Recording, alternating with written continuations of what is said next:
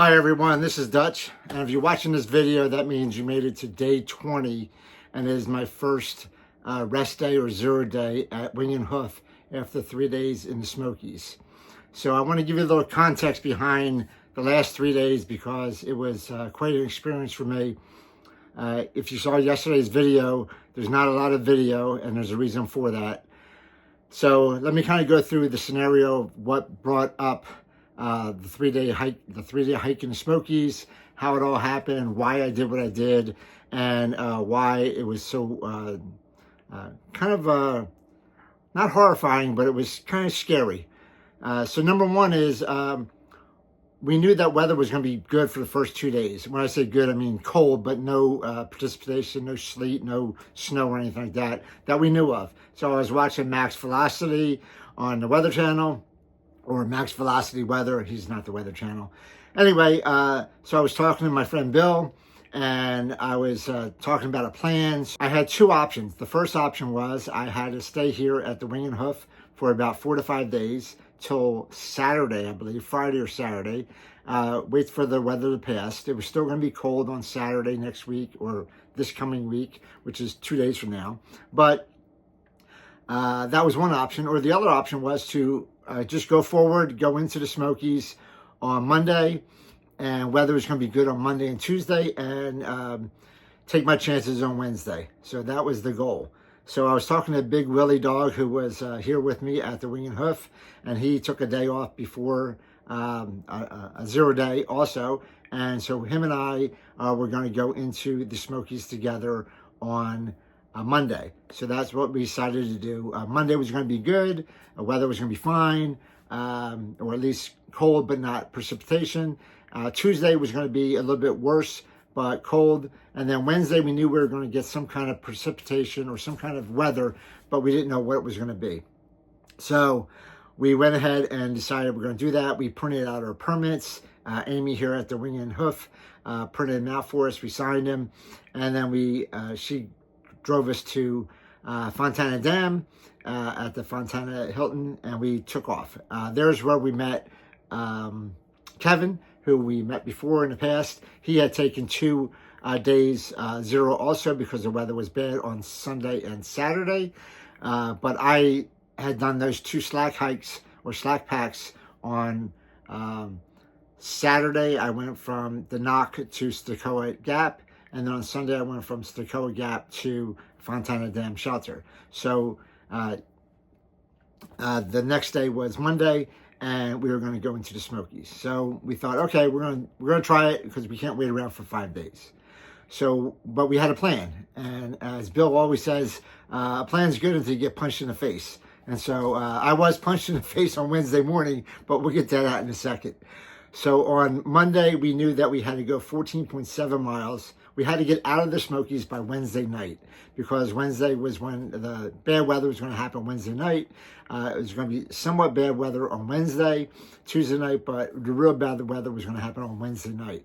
So we went, we got ahead and started out Monday, and we had to go 14.7 miles to the Russell Fields shelter. Not the Russell Wilson shelter, but the Russell Fields shelter. So Russell Wilson is the former Seattle quarterback, so not his.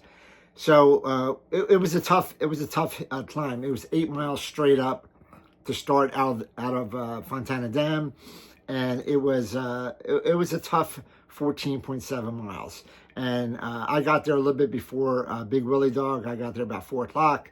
He got there about 5:30. And so I was glad he made it behind me. And we settled in for a long, cold night. It was probably in the, 15-degree mark or something like that. So thankfully, I bought a sleeping bag liner from Sea to Summit, and that added about 10 degrees of warmth. So it looks like an inchworm. You're going into it underneath the quilt, but it did add some warmth, so I was very happy about that.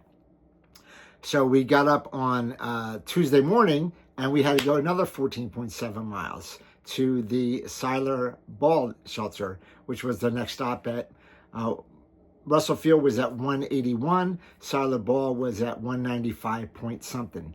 So Big Willie left before I did about 30 minutes. I had no idea that he got lost. So when I walked out about 30 minutes after he did, I found out yesterday that he took a wrong turn. He went down a blue blaze and he got lost for about 2.5 miles. So I didn't know this. I thought he was ahead of me this whole time. So I trekked off onto the Silent Ball shelter.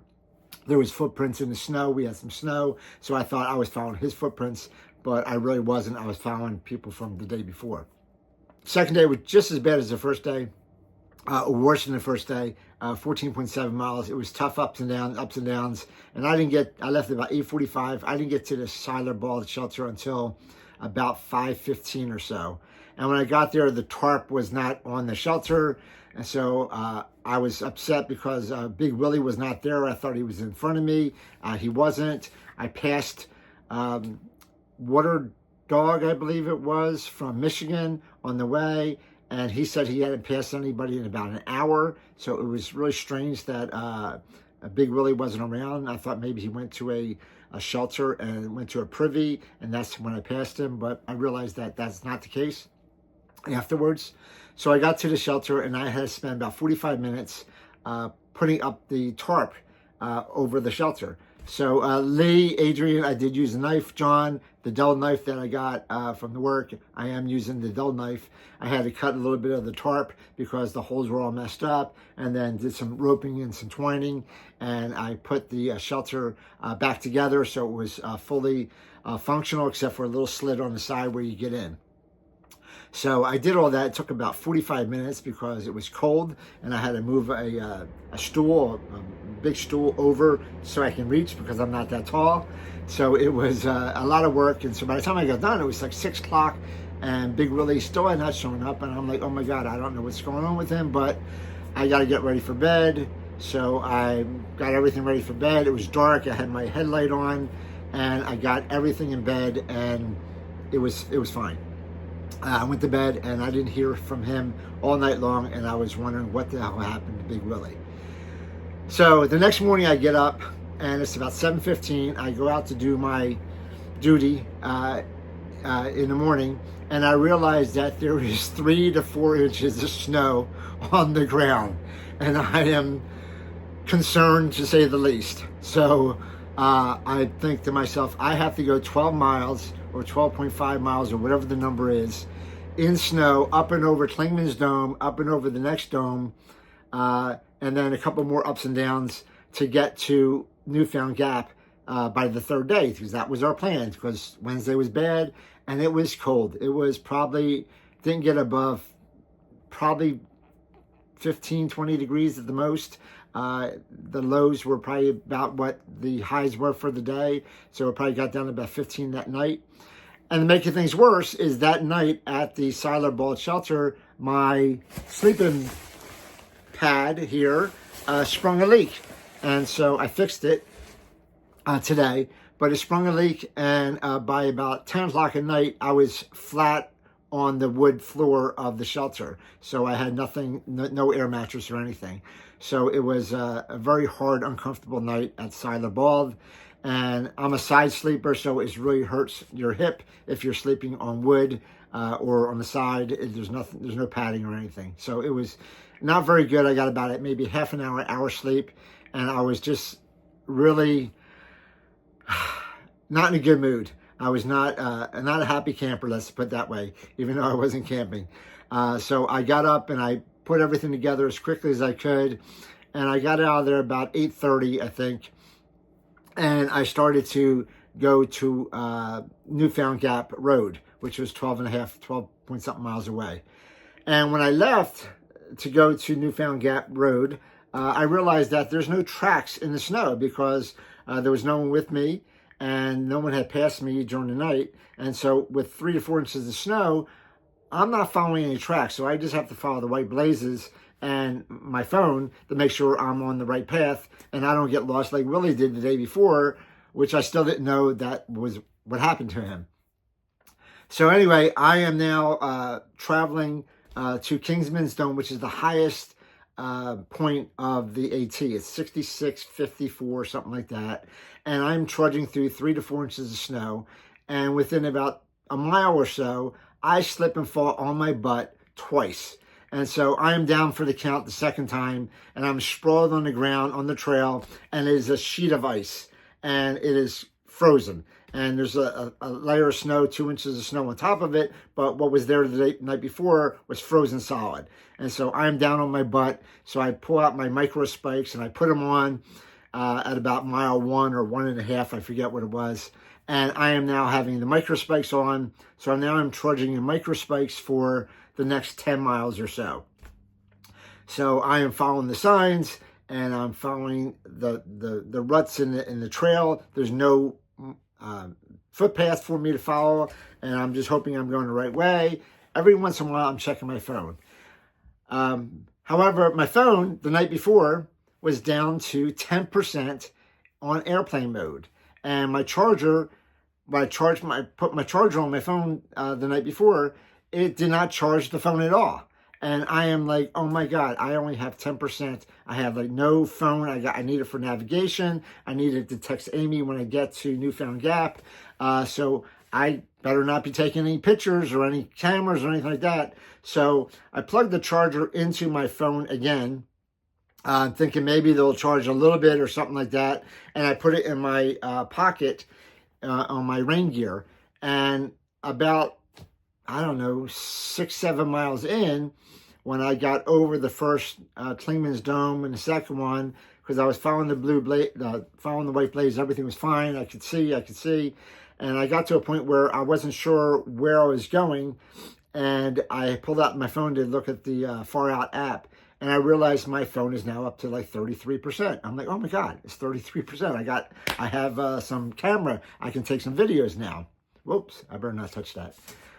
Anyway, my camera's up to 33%, and I said, oh my God, I can take some pictures and all this. But by this time, I am already past Clingman's Dome. I had passed it a couple of times. I passed a couple signs, the path going to the dome, which is 0.3 up to the where the tower is, and I'm not going up there because I am not necessarily scared, but I'm worried that I'm not going to get to Newfound Gap by 5 o'clock or 5:30, which is what the appointed time was. And it is cold. It is probably 10 degrees out now, and it's supposed to get down to 5 or something right around that on Wednesday night. So I am just concerned. I know how people die up there now because it is cold, and you are not thinking straight, and you are trudging through snow, and it's easy to stop. So going up these hills, I was going 50 steps, stopping for 30 seconds to take a breath, 50 steps, stopping for 30 seconds to take a breath.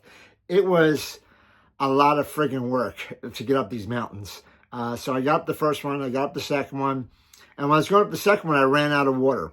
So, because the streams that I passed were frozen, there was no water. So I had been going for about maybe 6 miles on 20 ounces of water. That's all I had all day long. And now I'm just going up my second hill, which is the 6,300 after Clingman's Dome. And I take my last sip, and I'm shaking it because it's frozen in there. And I get my last sip of water. And I'm looking at the Far Out app now because I know I have some power on it. And it says my water source is at mile 8.75, which is another, I think, 3.6 miles away. So I got to go about 3.5 miles without water, and there's nothing I can do. So I just put everything back on, and I start going downhill. And of course, it's not downhill in the Smokies. It is down 50 yards, up 300 yards. Down 50 yards, up 300 yards. I don't know how that works because you're going downhill, but it seems like you're going up a lot further than you are going down. So I finally made it over a 0.7 mile hill, and I got all the way down to the spring. And I get to the spring, I'm like, oh my God, thank God, water. Well, the spring is not really a spring. It's like a little it's a little trickle out of a rock that's dirty, and it's bad. So I put my water, a smart water bottle down there. I collect the water, I filter it, I guzzle about 1 liter of water. I do it again, guzzle some more water, and I fill it up another 20 ounces. And now I know I only have about 4 miles to go. So I'm happy. I'm at like mile 9.25, and I have 4.75 miles to go. I walk about 30 yards, and I realized there's another spring, and there's this beautiful water coming out of the rock. And I am just like beside myself. I'm like, you got to be kidding me. I just filtered all this dirty water, and 30 yards later, there's a spring, a good water source. But I didn't know that because I thought that was the only water that was available. So I was drinking. It was great. It was great water. I mean, I was thirsty. It was fine, but it could have been better 30 yards further up. Still had no idea where Willie was. I finally texted Amy on one of the slopes or one of the ridges and told her that I was going to make it about 5:30ish. And she said, okay, great. And then I got a message back from Amy that said Willie had got lost, and then he was going to take a side road. He was at a shelter, Derrick Knob shelter, which is 5.7 miles behind me the night before. And he was going to take a side road from Clingman's Dome and walk the street or the road down to Newfound Gap, and he was going to be there about 5:30 as well. And I said, great. I finally realized what happened to Willie, and I was already on my way, and I had about maybe 3.5, 4 miles to go. So I'm going up and over the couple of hills. I'm going down. I'm trudging through snow. I took a little bit of video. That's the video you guys saw yesterday when I finally realized I had some power. And I am still worried to get to Newfound Gap because it is getting colder and colder now. It is probably about, I don't know, 10 degrees, and it's getting colder, and it's getting darker, and it's about 4 o'clock.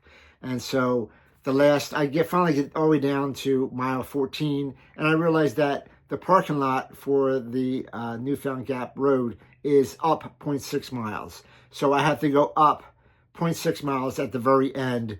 And again, I am going 50 feet, stopping 30 seconds, going 50 feet, stopping 30 seconds. I finally get to the parking lot, and I am overjoyed because that was a friggin' tough 12.5 miles or whatever it was. And all I was thinking when I was up on that mountain is, I'm going to die. I'm going to, trudging through 3-4 inches of snow. When I got to certain points where the drifts were, it was probably 6 to 8 inches up there. And there's nobody in front of me. And so, backstory, for the first 7 miles or so, there's no footprints in front of me at all. So finally, when I got up and over the 2 hills, I saw from Collins Shelter, I think it was, where the guys had stayed the night before, I saw tracks come down and go down the AT. And so for the last 5 miles or so, I was following tracks. So I was very happy about that, that there was tracks in front of me. But it was cold. It was freaking cold. It was getting dark. I was getting exhausted, and I had to do the 3 days, the 14-7 to 14-7. I had not slept the night before. I was tired, and I'm going 12.5 miles, trudging through 3 to 4 inches of snow. Up in the mountains, it was like maybe 6 inches of snow, and I wasn't scared, but I was concerned. Let's put it that way. It was crazy. And I was thinking about the lady. There was a lady about 3 weeks ago or so that actually had died up there. She was 73 years old, and they thought maybe she got hypothermia. I was talking to the ranger about her when we got to Newfound Gap. And so it was really a interesting 3 days. I'm glad I did it. I'm glad we got through those 3 days. I'm going to spend, obviously today I spent resting. I took a nap today. Last night was a great sleep in a nice comfortable bed, not on a rock hard shelter floor.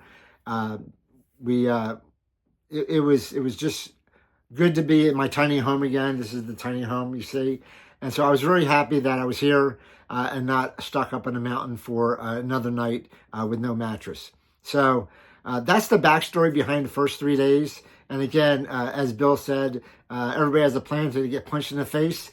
Well, that third day really did punch me in the face. When I walked out and saw 3 to 4 inches of snow, I was kind of demoralized. I didn't expect that. It was supposed to maybe snow a little bit during the day, not overnight. And I was not expecting to trudge through snow and ice for 12.5 miles up and over the highest peak in the AT. So it was it was humbling, to say the least. I'm glad I got through it. I'm glad it's over. I'm glad I had last night to rest. Today I'm going to rest as well. Tomorrow I'm going to rest, and then we're going to start out again, I think, on Saturday, I think, is when we're going to start out. So we're going to try to figure out what the next plan is, what the next 3 to 5 days is. I'm going to look at max velocity weather, figure out what's going on, and then we'll see what the next game plan is. Because you got to have a plan, even if you get punched in the face. So I got punched in the face. I got up. I made it through. Recuperating now. And thanks for everybody for watching. I hope this video was a little bit enlightening to you why the last 3 days were chaotic on the Smokies. And then I will do some more filming tomorrow and let you know what the plan is for the next 3 days. So again, I'm here. I made a couple phone calls last night when I got in to people, family and friends. I let them know it was safe. I know they were worried. So thank you for all your concern. And I did make it. And I'm going to make sure that I have a plan going forward as well. So I'll talk to y'all later tomorrow. All right, bye.